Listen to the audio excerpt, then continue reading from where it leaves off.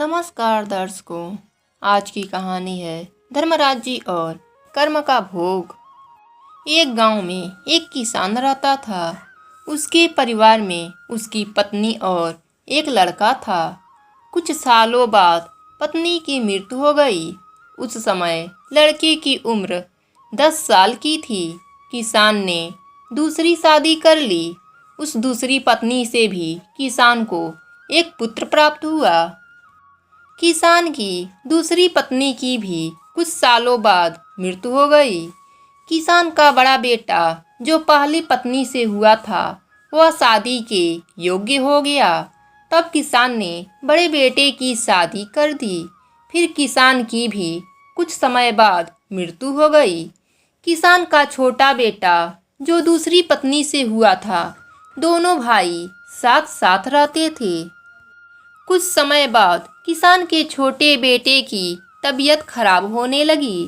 बड़े भाई ने कुछ आसपास के वैद्यों से इलाज कराया, पर कोई राहत ना मिली। छोटे भाई की दिन पर दिन तबीयत बिगड़ती जा रही थी और बहुत खर्च भी हो रहा था।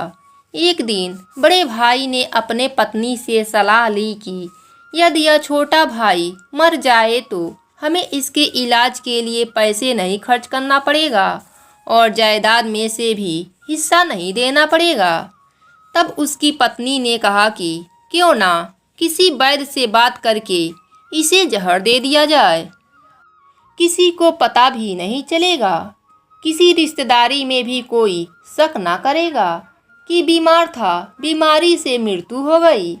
बड़े भाई ने ऐसा ही किया। एक वैद्य से बात की, अब ऐसा करना, मेरे छोटे भाई को दवा के बहाने जहर दे दो, मैं आपको इसके बदले में पैसा दे दूंगा। वैद्य ने उसकी बात मान ली और लड़के को जहर दे दिया। लड़के की मृत्यु हो गई। उसके भाई भाभी ने खुशी मनाई कि रास्ते का कांटा निकल गया, अब सारी संपत्ति अपनी हो गई। उसका अंतिम संस्कार कर दिया गया। कुछ महीनों पश्चात उस किसान के बड़े लड़के की पत्नी को लड़का हुआ। वह पति पत्नी बहुत खुशी मनाए। बड़े ही लाड प्यार से लड़के की परवरिश की। कुछ ही वर्षों में लड़का जवान हो गया। उन्होंने अपने लड़के की शादी कर दी। शादी के कुछ समय बाद अचानक लड़का बीमार रहने लगा। माँ बाप ने उसके इलाज के लिए बहुत वैद्यों से इलाज करवाया। जिसने जितना पैसा मांगा दे दिया, सब कुछ दे दिया ताकि लड़का ठीक हो जाए। अपने लड़के के इलाज में अपनी आधी संपत्ति भी बेच दी और लड़का बीमारी के कारण मरने की कगार पर आ गया। शरीर इतना ज़्यादा कमज़ोर हो गया कि अस्थिपिंजर शेष रह गया था। एक दिन लड़के को चारपाई पर लेटा रखा था और उसका पिता साथ में बैठा अपनी पुत्र की यह दैनिक हालत देखकर दुखी होकर उसकी ओर देख रहा था। तभी लड़का अपने पिता से बोला कि भाई, अपना सब हिसाब हो गया, बस कफन और लकड़ी का हिसाब बाकी है, उसकी तैयारी कर लो। यह सुनकर उसके पिता ने सोचा कि लड़के का दिमाग बीमारी के कारण काम नहीं कर रहा है और बोला, बेटा, मैं तेरा बाप हूँ, भाई नहीं। तब लड़का बोला, मैं आपका वही भाई हूँ जो आपने जहर खिलाकर मरवाया था। जिस संपत्ति के लिए आपने मरवाया था मुझे, वह मेरे इलाज के लिए आज बिक चुकी है। आपकी शेष है, हमारा हिसाब हो गया।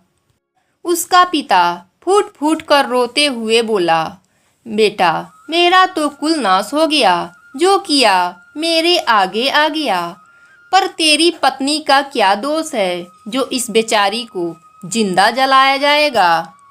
उस समय सती प्रथा थी, जिससे पति के मरने के बाद पत्नी को पति की चिता के साथ जला दिया जाता था।